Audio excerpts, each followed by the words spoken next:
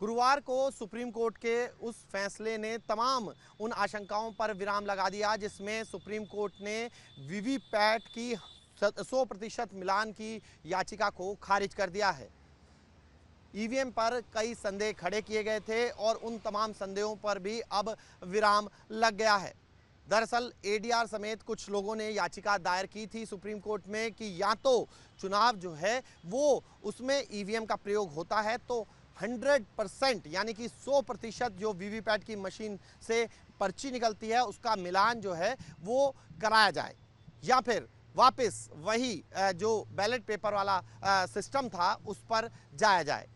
लेकिन supreme court ने इन तमाम याचिकाओं को खारिज करते हुए कहा कि किसी भी सिस्टम पर इस तरीके से अविश्वास नहीं जताया जा सकता और अगर आप ऐसा करते हैं तो फिर संदेह की स्थिति पैदा होगी। ऐसे में इलेक्शन कमीशन पर आपको विश्वास करना होगा। इलेक्शन कमीशन और ने भी इस पूरे मामले में अपना पक्ष रखा था और उन्होंने बताया था कि इस तरीके से किसी भी ईवीएम मशीन में रिगिंग नहीं की जा सकती, जिसको लेकर एडीआर समेत जो अन्य याचिकाकर्ताओं ने सवाल खड़े किए थे। याचिकाकर्ता क्या क्या चाहते थे हम आपको बताते हैं। याचिकाकर्ता चाहते थे कि या तो ईवीएम से निकलने वाली जो वीवीपैट की पर्ची है उसका 100% तक मिलान हो। ईवीएम के इस वाले मामले को लेकर इलेक्शन कमीशन का कहना था कि ये इतना संभव नहीं है। अब दूसरी बात ये कही गई कि अगर ईवीएम से 100% मिलान नहीं हो सकता ईवीएम से निकलने वाली वीवीपैट की पर्ची का, तो फिर पुराने बैलेट सिस्टम पर चले जाए। इस पर कोर्ट ने कहा कि हम पुराने बैलेट पेपर के सिस्टम को भी अच्छी तरीके से जानते हैं, इसलिए जो चला गया है अब नए सिस्टम की बात कीजिए। याचिकाकर्ता ये भी चाहते थे कि जो मशीन के साथ एक बॉक्स लगा होता है जिसमें पर्ची गिरती है, वहां पर भी जो ब्लैक पूरा होता है पोर्शन उसको ट्रांसपेरेंट किया जाए ताकि पर्ची का पता लगे। इस पर भी जो मौजूदा सिस्टम है उस पर किसी भी तरीके के छेड़छाड़ की जो बात है वो सुप्रीम कोर्ट ने मना कर दी है। मौजूदा सिस्टम से ही सेकंड फेज़ की वोटिंग हो रही है, फर्स्ट फेज़ की वोटिंग हो चुकी है और बाकी फेज़ की वोटिंग भी जो है मौजूदा सिस्टम से ही होगी, यानी कि कोई बदलाव नहीं आएगा। पर सुप्रीम कोर्ट ने कुछ सुझाव ज़रूर दिए हैं। सुप्रीम कोर्ट ने कहा है कि अब तक जो होता था यानी कि ईवीएम जो और ईवीएम के साथ जुड़ी स्टोरेज मशीन जो रखी जाती थी, वीवीपैट रखा जाता था 45 दिन तक स्टोर करके, उसके साथ साथ सिंबल कोडिंग मशीन को भी अब 45 दिन तक सील करके स्टोरेज रूम में रखा जाएगा, यानी कि सुरक्षित रखना उसे ज़रूरी होगा।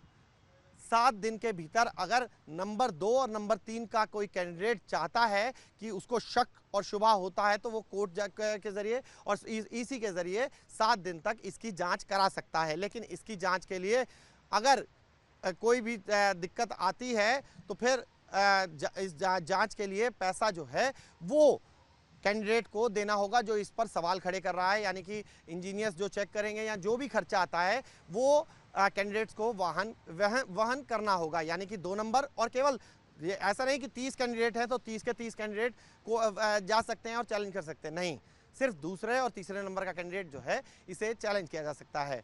पूरा डिटेल क्या क्या और चीज़ें इसमें ऐड करने को कहा है, ये सुप्रीम कोर्ट का जब डिटेल्ड जजमेंट आ जाएगा तो और ज़्यादा स्पष्ट हो जाएगी, क्योंकि ऐसे अगर सभी लोग चले गए तो फिर दिक्कतें आ सकती हैं। इसीलिए सुप्रीम कोर्ट ने कुछ सोच समझकर ही ये आदेश दिया है। ये बहुत महत्वपूर्ण हो जाता है। इससे पहले सिंबल कोडिंग मशीन को स्टोर नहीं किया जाता था, अब सिंबल कोड मशीन को भी स्टोर करके रखा जाएगा। ये फैसला उन तमाम लोगों को झटका है जो ये कह रहे थे, बार बार ईवीएम पर सवाल खड़े कर रहे थे, जो बार बार विपक्षी दल ये कह रहे थे कि ईवीएम से छेड़छाड़ संभव है। अब सुप्रीम कोर्ट ने अपने आदेश में स्पष्ट कर दिया है कि आपको सिस्टम में विश्वास जताना होगा। वीडियो जर्नलिस्ट अतुल राज के साथ मोहित बख्शी, न्यूज़ नेशन, दिल्ली। गुरुवार को सुप्रीम कोर्ट के उस फैसले ने तमाम उन आशंकाओं पर विराम लगा दिया जिसमें सुप्रीम कोर्ट ने वीवीपैट की 100% मिलान की याचिका को खारिज कर दिया है। ईवीएम पर कई संदेह खड़े किए गए थे और उन तमाम संदेहों पर भी अब विराम लग गया है।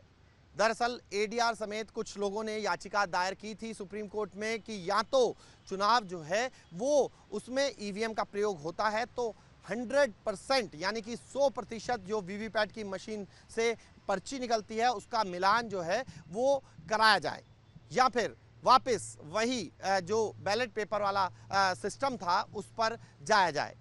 लेकिन सुप्रीम कोर्ट ने इन तमाम याचिकाओं को खारिज करते हुए कहा कि किसी भी सिस्टम पर इस तरीके से अविश्वास नहीं जताया जा सकता, और अगर आप ऐसा करते हैं तो फिर संदेह की स्थिति पैदा होगी।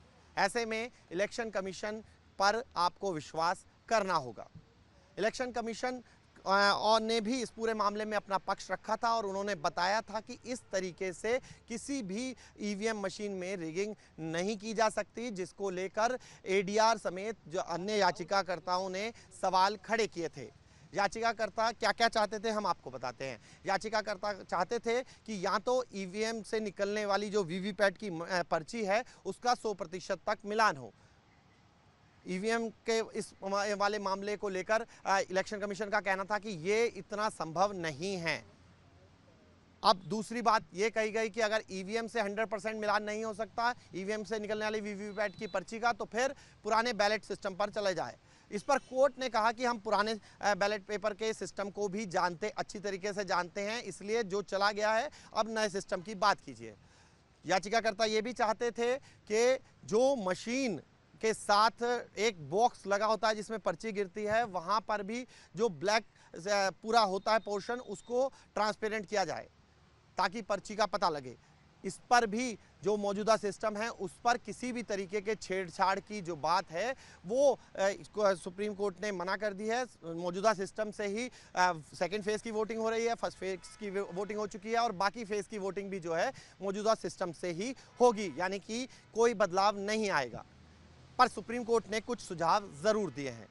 सुप्रीम कोर्ट ने कहा है कि अब तक जो होता था, यानी कि ईवीएम जो और ईवीएम के साथ जुड़ी स्टोरेज मशीन जो रखी जाती थी, वीवीपैट रखा जाता था 45 दिन तक स्टोर करके, उसके साथ साथ सिंबल कोडिंग मशीन को भी अब 45 दिन तक सील करके स्टोरेज रूम में रखा जाएगा, यानी कि सुरक्षित रखना उसे ज़रूरी होगा।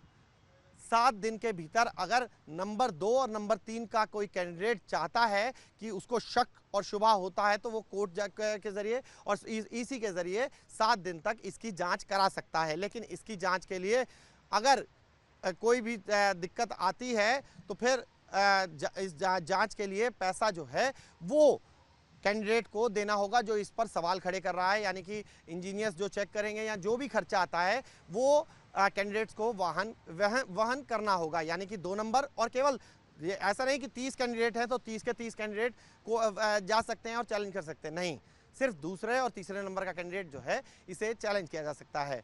पूरा डिटेल क्या क्या और चीज़ें इसमें ऐड करने को कहा है, ये सुप्रीम कोर्ट का जब डिटेल्ड जजमेंट आ जाएगा तो और ज़्यादा स्पष्ट हो जाएगी, क्योंकि ऐसे अगर सभी लोग चले गए तो फिर दिक्कतें आ सकती हैं। इसीलिए सुप्रीम कोर्ट ने कुछ सोच समझकर ही ये आदेश दिया है। ये बहुत महत्वपूर्ण हो जाता है। इससे पहले सिंबल कोडिंग मशीन को स्टोर नहीं किया जाता था, अब सिंबल कोड मशीन को भी स्टोर करके रखा जाएगा।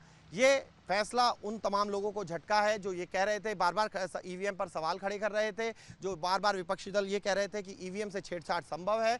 अब सुप्रीम कोर्ट ने अपने आदेश में स्पष्ट कर दिया है कि आपको सिस्टम में विश्वास जताना होगा।